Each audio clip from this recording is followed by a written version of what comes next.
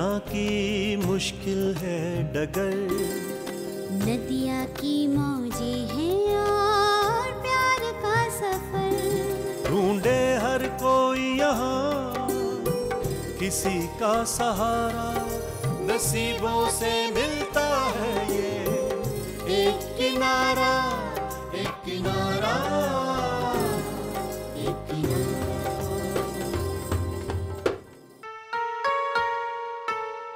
कादिर अभी तक नहीं आया।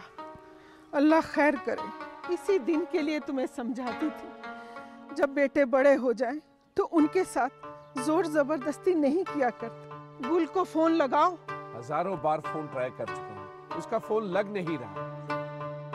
मगर मुझे ये नहीं समझ आ रहा कि आपको इतने परेशान होने की क्या जरूरत है। मुझे कहता है परेशान क्यों है? अरे जाके अपना चेहरा आईने में तो देख, कैसे स्याह हो गया है। अब बेटा है मेरा, कोई गैर नहीं। गैर तो नहीं, रास्ते पे आ गया ना। इसी दिन के लिए सिखाती थी तुझे। अब देख, माजिद लंदन से वापस आया है। उसे इतनी भी तौफीक नहीं हुई कि सीधा एयरपोर्ट से घर आ जाए। गुल को लेके न जाने कहां निकल गया। लो, कादिर आ गया। क्या खबर लाए? जनाब, आप सही फरमा रहे थे, वो डल लेक की तरफ गए, इसका तुमका कोई पता नहीं।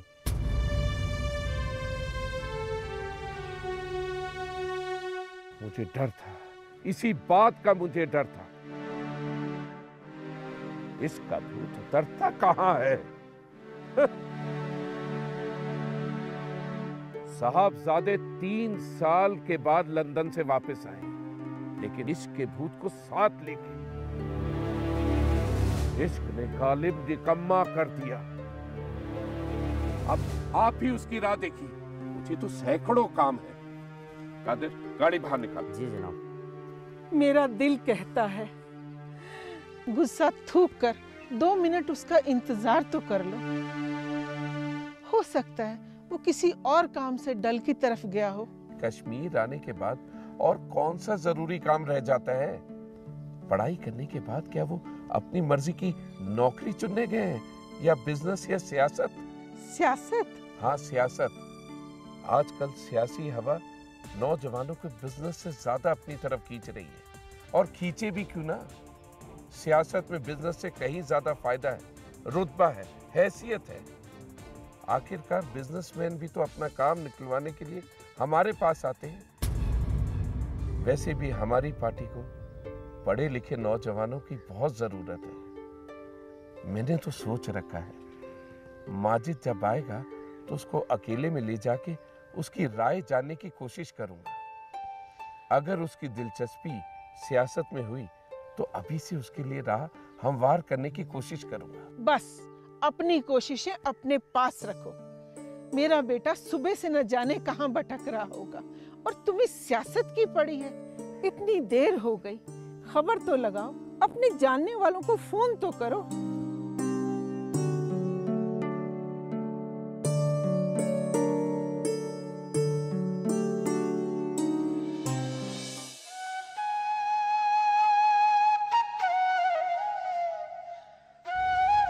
न जाने कहाँ है वो, कैसी होगी वो।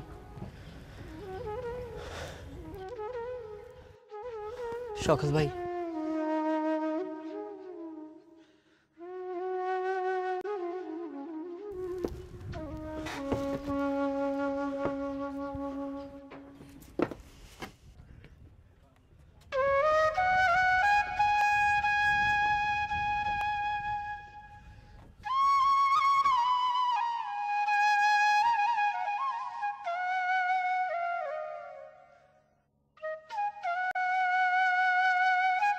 तीन साल पहले मैं इसी हाउस बोट में कुलसुम से मिला था। बहुत तेज बारिश हो रही थी।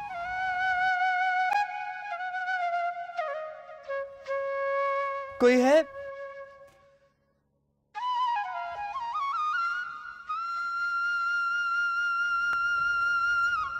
अस्सलाम वालेकुम। वालेकुम अस्सलाम। इफ्तिखार साहब, आप तो मुझे नहीं भूले होंगे ना? आप कैसे भूल सकते हैं? याद है वो बारिश की शाम? आप ही ने तो वो लम्हा मेरे लिए यादगार बनाया था, जब जब कुलसुम को बुलवाकर मुझसे मिलवाया था।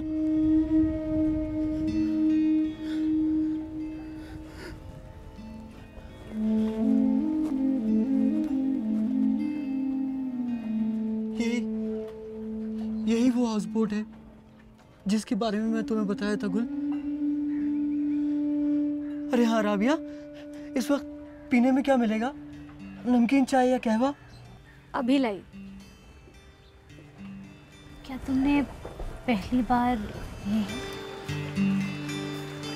हाँ, इसी हाउस बोट पर कुलसुम ने पहली बार अपनी मोहब्बत का इजहार किया था मुझसे। एक गुलाब का फूल देखकर, ठीक इसी जगह जहां तुम खड़ी हो इस वक्त, और मैं खो सा गया था उस भीगी भीगी सी खूबसूरती के मुजस्मे को देखता रह गया था।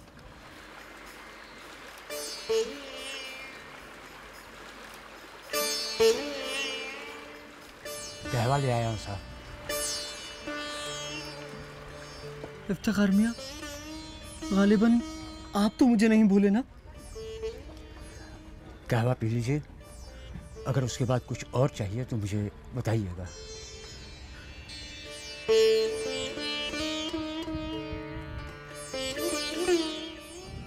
इफ्तिखार मियां, राबिया कहाँ है?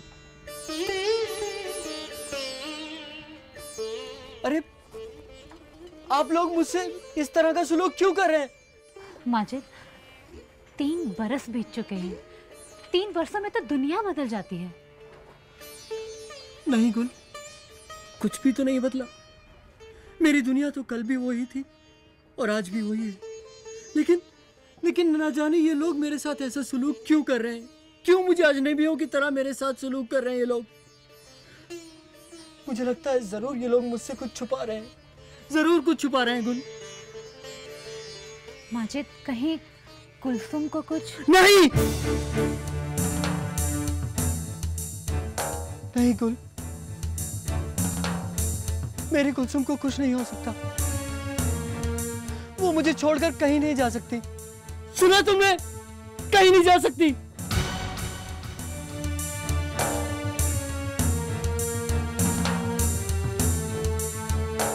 घबराओ मत, चलो कुलसुम को तलाश करते हैं।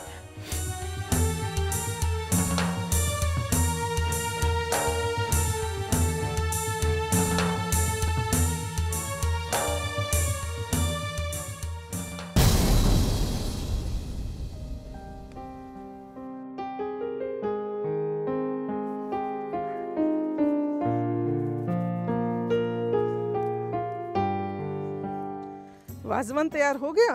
जी बाजी, मैं अपने हाथों से वाजवान तैयार कर रही हूँ। अरे इतने सालों के बाद हमारा बेटा आ रहा है। अच्छा, मैं जा रही हूँ माजिद का पता लगाने। जी बिल्कुल।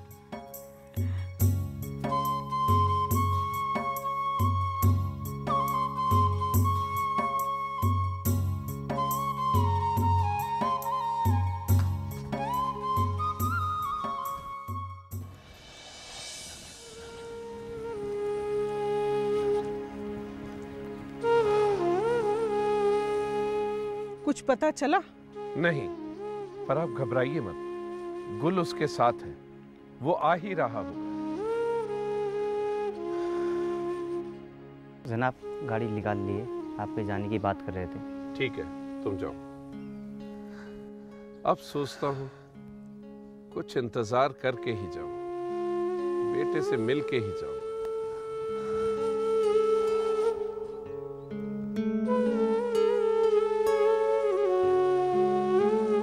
गुल, तुमने पूछा था ना कि हम अक्सर कहाँ मिला करते थे।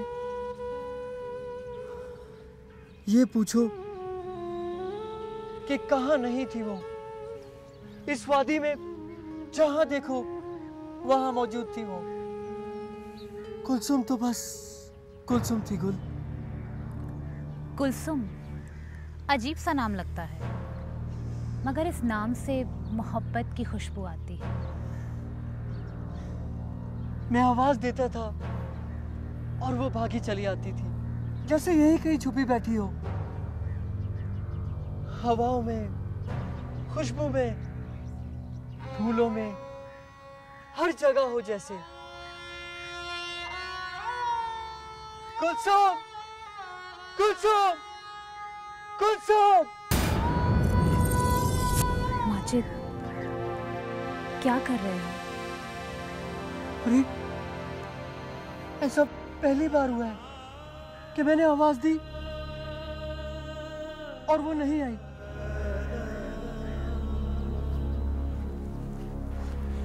गुल, उस किनारे पर एक बार चलते हैं, शायद वहां कोई कुछ बता पाए। देखो माजिद, हम लोग सुबह से घूम रहे हैं, मैं बहुत थक गई हूँ। चलो ना कुछ देर बैठते हैं, चलो।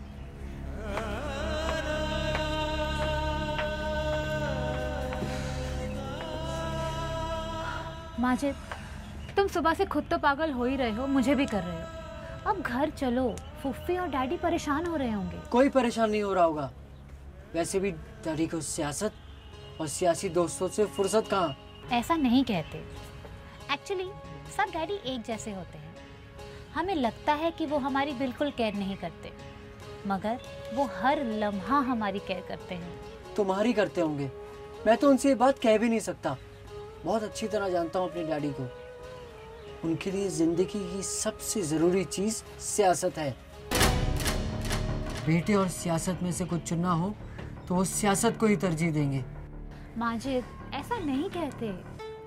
कुछ मामलों में ना सब मम्मी डैडी एक जैसे होते हैं। वो हमें डांटते हैं, मगर वो अंदर से हमारे लिए बेपनाह मोहब्बत से भरे होते हैं। रहने दो गुल, रहने दो, तुम नहीं समझोगी। हेलो जी अंकल, अस्सलाम वालेकुम। जी माजिद मेरे साथ ही है, हम बस निकल ही रहे हैं, आप फिक्र ना करें। जी अच्छा खुदा। माजिद, सब घर पर बहुत परेशान है। देखो शाम की अजान भी हो गई, अब घर चलो। चलो।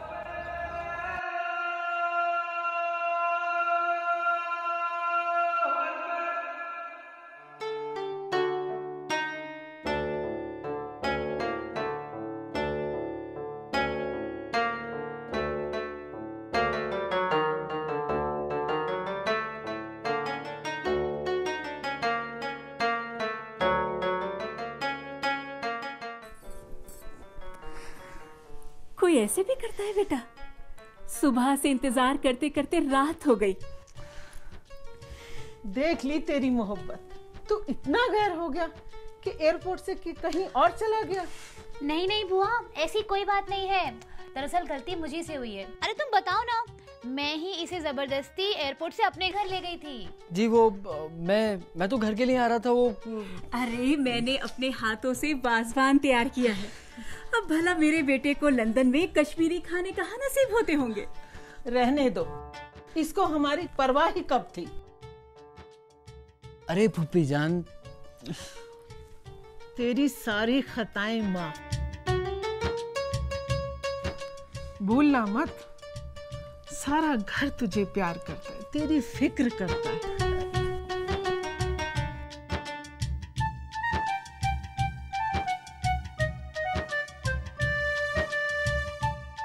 अच्छा आंटी, अब मैं चलती हूँ। चलती कहाँ हूँ बेटा, आपको वाज़वान खाकर जाना पड़ेगा। माजिद, मैं खाना लगवाती हूँ, आप जल्दी से तैयार होकर आइए। जी। अरे अपने साहबजादे से तो पूछ लो, लंदन रिटर्न है, खाना जमीन पे बैठ के खाएगा कि फिरंगियों की तरह डाइनिंग टेबल पर खाएगा। फूफी जान, हम कश्मीरी हैं और कश्मीरी कभी बदलते नहीं। मैं तो लंदन में भी जमीन पर बैठकर खाना ज्यादा पसंद करता था। आहा, क्या खुशबू आ रही है। अम्मी जान, अब मेरे सब्र का और इम्तिहान मत लो। अरे बेटा, मैं खाना लगवाती हूँ। आप खाना खा लीजिए, आराम कर लीजिए। जी। फिर वक्त मिले तो मेरे कमरे में जरूर आइएगा, मुझे आपसे बहुत जरूरी बातें करनी है।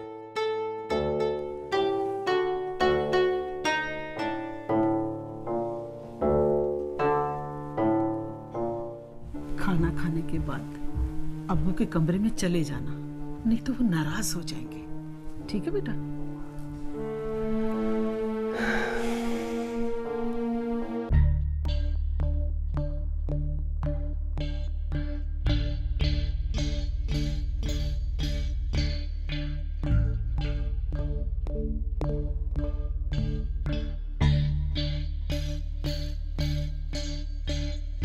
इस तरह परेशान होने से काम नहीं चलता।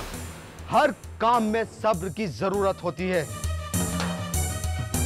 लगता है आप लोग अल्लाह की रजा से वाकिफ ही नहीं।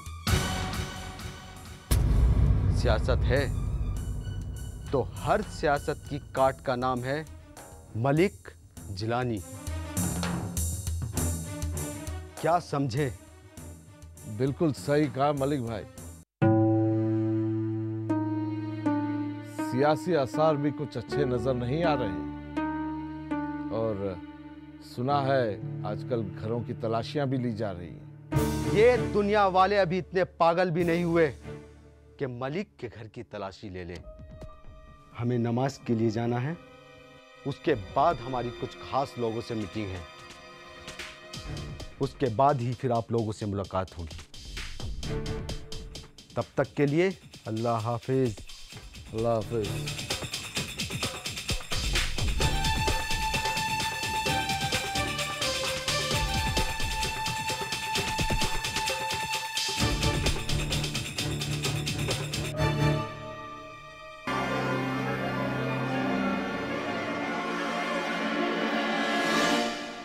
तुम यहीं पे हो? चलो अच्छा है, कोई तो है घर का ख्याल रखने वाला। तुम्हें मालूम है कुलसुम को उल्टियां हो रही हैं। बेटा अब तुम्हें उसको तवज्जो देनी होगी। तवज्जो? तवज्जो कब नहीं दी अम्मी? मर्द इसी तरह तवज्जो देते हैं, बीवियों को सर पर नहीं चढ़ाते। जितनी तवज्जो मैं देता हूं कोई दूसरा नहीं दे सकता। क्या उसने कोई शिकायत की है? वो शिकायत क्यों करेगी? उसके पास शिकायत करने के लिए है भी क्या भला? उसके मुंह में जबान तो है नहीं, तो बहस क्या खाक करेगी?